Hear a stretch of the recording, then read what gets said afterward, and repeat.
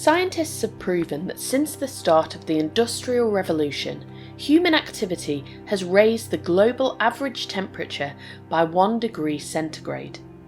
That may not seem like much, but it's a big change from normal, and it has taken us to the brink of a climate crisis that is already starting to have severe economic, social, and health consequences around the world.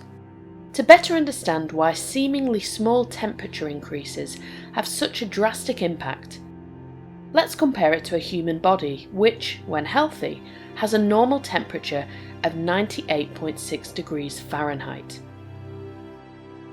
The 1 degree centigrade temperature increase we are already experiencing is equivalent to having a 100.5 degree fever. Now imagine the Earth is your child. Wouldn't you quickly take action to make sure the fever doesn't get too high? Especially if the symptoms are getting worse and the prognosis is not good?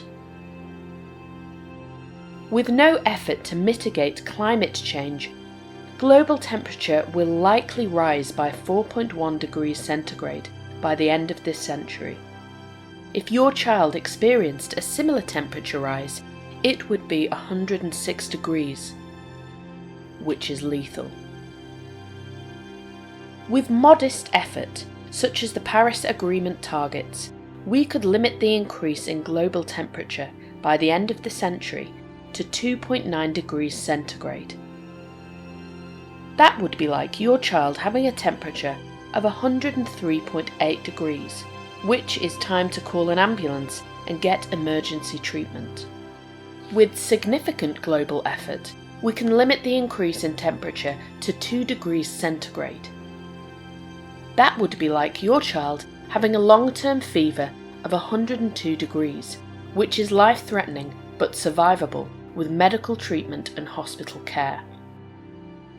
With swift, significant, and coordinated global effort, we can limit the increase in the Earth's temperature to 1.5 degrees centigrade. That would be like your child having the flu long-term with a 101.3 degree fever, which is damaging but manageable with medication and a doctor's care. Just as you would take immediate action to protect the health of your child with a dangerous fever, we must demand our governments act now to save the climate for our children.